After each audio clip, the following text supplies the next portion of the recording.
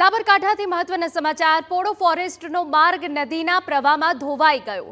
હરણાવ નદીના ધસમસતા પાણીમાં મુખ્ય માર્ગનું ધોવાણ। પોળો ફોરેસ્ટમાં મુખ્ય બે જગ્યાઓ પર રસ્તો તૂટી ગયો છે। શાણીશ્વરથી જૈન મંદિર વિસ્તાર તરફનો રસ્તો બંધ થયો। રસ્તાના ધોવાણના કારણે વાહન વ્યવહાર સંપૂર્ણ બંધ થયો। અનેક જગ્યાઓ પર વીજ પોલ પણ ધરાશાયી થતા નુકસાન। સલામતીને ધ્યાનમાં રાખી પોળો ફોરેસ્ટ પ્રવાસીઓ માટે બંધ કરવામાં આવ્યું। હરણાવ નદીમાં ઘોડાપૂરને લઈ તંત્રએ નિર્ણય કર્યો છે। વરસાદની મોસમમાં ફરવા માટેનું સૌથી મનપસંદ સ્થળ હોય ગુજરાતના સહેલાણીઓ માટે તો પોળો ફોરેસ્ટ, પરંતુ પોળો ફોરેસ્ટની અત્યારે હાલની જે પરિસ્થિતિ છે તે જોઈ શકાય છે। જે પ્રકારે વરસાદી માહોલમાં પોળોની સુંદરતા ખીલી ઉઠી છે।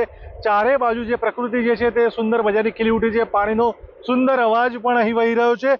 પરંતુ સમસ્યા એ વાતની થઈ છે કે પોળો ફોરેસ્ટમાં આવવા માટેનો મુખ્ય માર્ગ જે છે તે બે સ્થળેથી ધોવાઈ ચૂક્યો છે। જે પ્રકારે હરણાવ નદીમાં રાજસ્થાનમાં ભારે વરસાદને કારણે પૂર આવ્યું હતું। પૂર આવવાના કારણે જે હરણાવ નદીના ધસમસતું પાણીનો પ્રવાહ જે છે તે પ્રવાહના કારણે પુલની સાઈડના જે રસ્તાઓ છે તે પોળો ફોરેસ્ટમાં તે તૂટી ચૂક્યા છે। આ દ્રશ્યો દર્શાવીશ પોળો ફોરેસ્ટના છે। પોળો ફોરેસ્ટની અંદર આવવા જવા માટેનો જે મુખ્ય અવરજવર કરવાનો માર્ગ છે તે સંપૂર્ણપણે ધોવાઈ ચૂક્યો છે। જે પ્રકારે આ દ્રશ્યો છે તે પ્રકારે જોઈ શકાય છે કે દ્રશ્યોમાં કે સીસી રોડ જે છે તે આરસીસી કરેલો હતો। સિમેન્ટનો રોડ, સિમેન્ટ કોન્ક્રીટનો રોડ હતો। તે તમામ વરસાદી પાણીમાં એટલે કે ધસમસતા હરણાવ નદીના પૂરના પાણીમાં ઉખડી ચૂક્યો છે, ધોવાઈ ચૂક્યો છે અને સંપૂર્ણપણે આ પુલની છેડાનો ભાગ જે છે તે રોડ ધોવાઈ જવાના કારણે આ વિસ્તારની અંદર અવર જવર કરવી બંધ થઈ ચૂકી છે। હાલ તો સ્થાનિક પોલીસ તંત્ર દ્વારા અને તંત્ર દ્વારા પણ રોડની બંને તરફ બેરિકેડિંગ કરી દેવામાં આવ્યું છે।